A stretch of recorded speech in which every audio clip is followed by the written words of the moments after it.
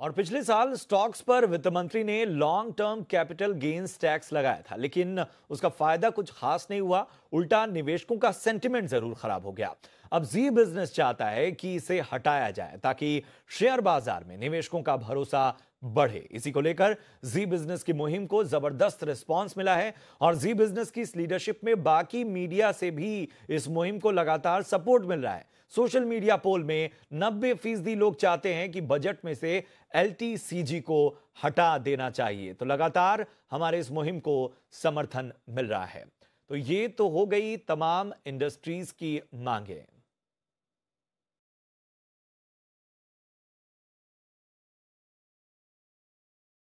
बड़ा नहीं है और आपने बहुत सही कहा कि ये आने के बाद भी गवर्नमेंट को कुछ इनकम तो आई नहीं है। आई थिंक ये मोर ऐसा एक डेमोन्स्ट्रेशन था, क्योंकि हमारे कंपनी में कैपिटल मार्केट इन्वेस्टर्स एक बहुत स्मॉल कम्युनिटी है। जो बाकी के लोग हैं, जो फार्मर्स है, जो अदर इन्वेस्टर, जो अदर मिडिल क्लास लोग हैं, वो बहुत ज़्यादा है। तो ये थोड़ा डेमोन्स्ट्रेशन इफेक्ट है इसकी कि लॉन्ग टर्म कैपिटल गेन्स के जिसको स्टॉक मार्केट में फ़ायदा होता है वो भी थोड़ा बहुत तो टैक्स दे देगा। इससे आई डोंट थिंक कि गवर्नमेंट को बहुत इनकम आने की अपेक्षा है।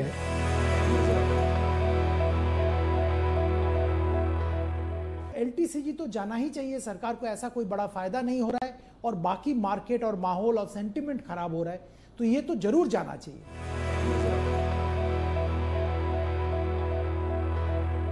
लोगों का इक्विटी मार्केट के प्रति रुझान बहुत कम है। बहुत कम परसेंटेज टर्म्स की पॉपुलेशन हमारे यहाँ पर इक्विटी मार्केट में पैसा लगाती है, तो इक्विटी मार्केट में इन्वेस्टमेंट को एनकरेज किया जाना चाहिए। तो long term capital gains definitely zero किया जाना चाहिए।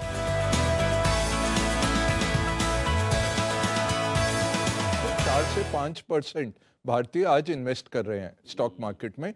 अमेरिका में 35% है, जापान में लगभग 25% लोग मार्केट में इन्वेस्ट करते हैं। हमें चाहिए कि और लोग आए और उनके पैसे भी बने, तो इसके लिए बहुत ज़रूरी है एलटीसीजी हटाना। India needs more equity capital, right. And equity capital आपको अगर चाहिए आपको, उसके लिए आपको थोड़ा सॉफ्ट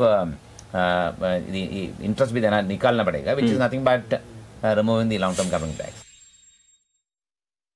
इंडिया ऐसा कंट्री है जहाँ पे कल्चर किस तरीके की होल्डिंग कंपनी होती है, उसके अंदर 10, 15, 20 अलग कंपनियां होती हैं। क्योंकि डिविडेंड देने में बहुत नुकसान है, तो फिर कैपिटल मिस एलोकेशन होगा, शेयर होल्डर्स को पे आउट नहीं मिलेंगे, जितनी भी लिक्विडिटी है, फंडिंग है, वो कंपनी होल्डिंग कंपनी में रखेगी। तो इसके बहुत सारे कॉम्प्लिकेशंस है। इक्विटी पे तरह तरह के टैक्स लगाने के जो कॉम्प्लिकेशंस है, ये अलग अलग जगहों में इसका आपको असर नजर आता है।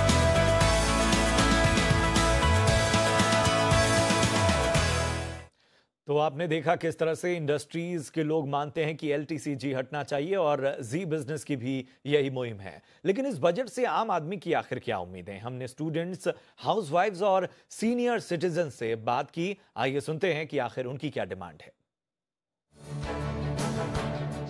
इनकम टैक्स हो, रोजगारी हो, रेल की यहाँ पे मुंबई बॉम्बे का हो तो रोजगार की समस्या हो, ऐसे बहुत कुछ प्रॉब्लम है। शेतकरी के जो अपने किसान लोग हैं उनके लिए कुछ बजट में कुछ हो। सर हम चाहते हैं कि हमें रोज़गार मिले, हमें हमारा फ्यूचर ब्राइट हो, क्योंकि हमारे कॉलेज तो फिनिश हो गए हैं।